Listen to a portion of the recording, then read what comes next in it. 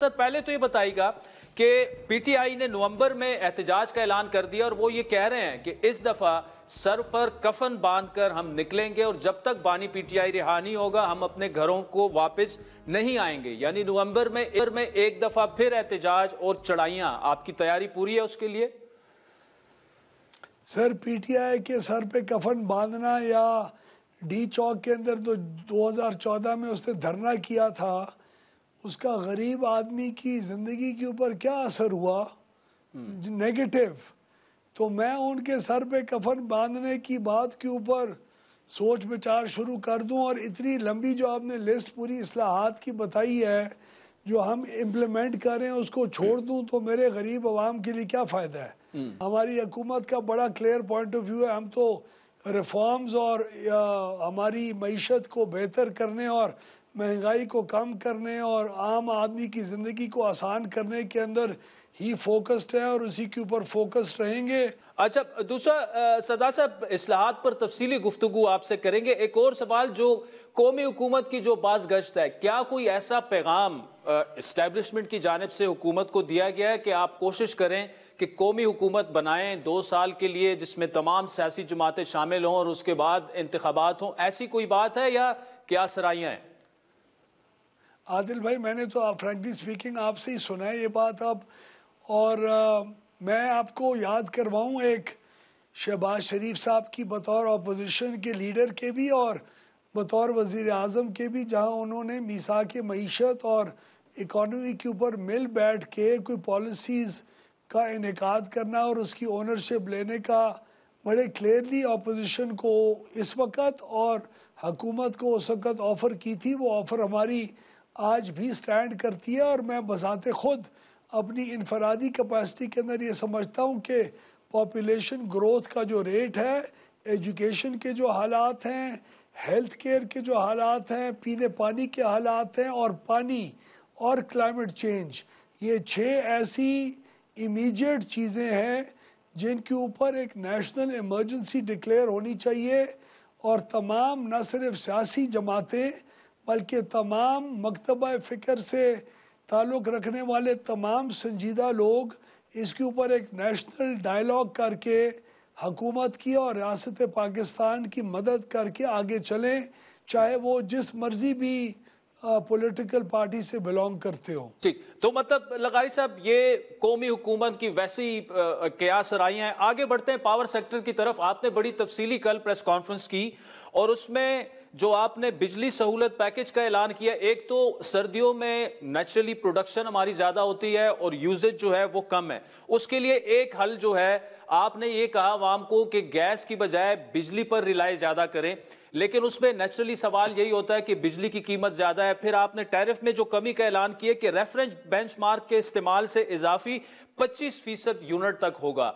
एक तो थोड़ा सा इसको एक्सप्लेन कर दे। इसका मतलब ये कि नवंबर में अगर 200 यूनिट मैंने इस्तेमाल किए हैं गुज़श्ता नवंबर में, और इस नवंबर में अगर मैं 300 यूनिट इस्तेमाल करूं तो जो 100 यूनिट इजाफी मैं इस्तेमाल कर रहा हूं उस पर मुझे रिलीफ मिलेगा एज ए घरेलू सारिफ? जी, इसके अंदर अप टू 25% की लिमिट है। अगर 200 यूनिट आपने पिछले नवंबर में इस्तेमाल किए तो इस दफ़ा जो उसका जो 25% है यानी 50 यूनिट, उस तक आपको जो एडिशनल 50 यूनिट है वो आपको 26 रुपए के पड़ेंगे, जो पूरी हमारे ख़ित्ते के अंदर सस्ती तरीन बिजली होगी उन 50 यूनिट के लिए। तो जितना आपका इजाफी बिजली होगी उतना आपको वो यूनिट सस्ते पड़े होंगे। और ये हमने ना सिर्फ इसलिए किया, ये सिर्फ सर्दियों के लिए भी नहीं है, इसलिए इसका नाम विंटर पैकेज नहीं है, बिजली सहूलत पैकेज है, क्योंकि आइडियली तो 1 अक्टूबर से लेके 31 मार्च तक हमारे पास ये वाफिर मिकदार के अंदर बिजली होती है जो इन्हीं शराइत के ऊपर दी जा सकती थी।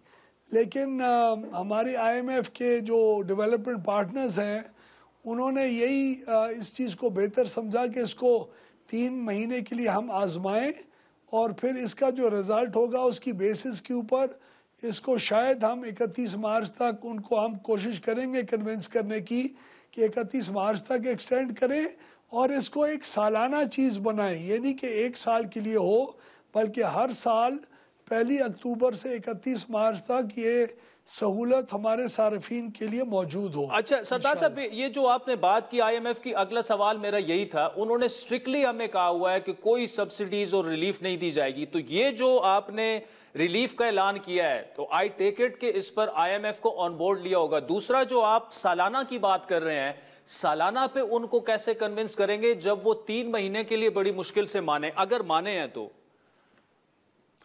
देखिए, ये इसमें कोई सब्सिडी इन्वॉल्व नहीं है। ये हम पूरी जो एनर्जी कॉस्ट है, जो बिजली पैदा करने के लिए तेल का इस्तेमाल होता है या एनर्जी कॉस्ट है, वो हम पूरी रिकवर करें। कैपेसिटी पेमेंट्स की मद में जो हम वैसी पे करें वो हम कंज्यूमर से नहीं लेंगे इस बिजली के अंदर, ताकि कैपेसिटी पेमेंट तो वैसे ही हम पे करें, ताकि लोगों को पूरे का पूरा जो फ़ायदा है वो हम आगे पास ऑन कर सकें, मईशत बेहतर हो, डिमांड इंक्रीज़ हो, इंडस्ट्री बजाय 1 शिफ्ट के 1.5 शिफ्ट चल जाए।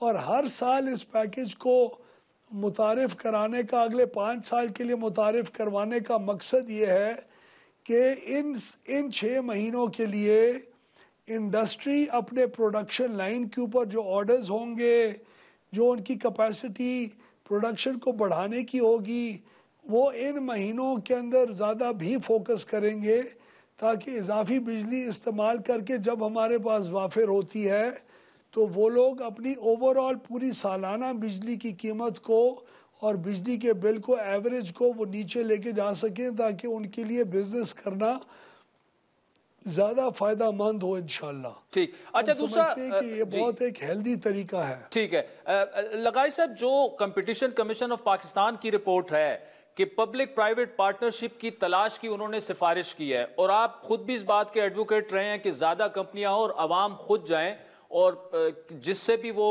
बिजली खरीदना चाहें। आप एक कमेटी को भी हेड कर रहे हैं, क्या बिजली की जो तकसीम कार कंपनियां हैं अभी तक उस पर कितनी पेशरफ्त हो चुकी है, खुसूसन पब्लिक प्राइवेट पार्टनरशिप? दूसरा, 5 IPP से तो आपने रीनेगोशिएट कर लिया और आवाम को 70 पैसे का उससे रिलीफ भी मिला, अरबों रुपए की बचत भी मिली।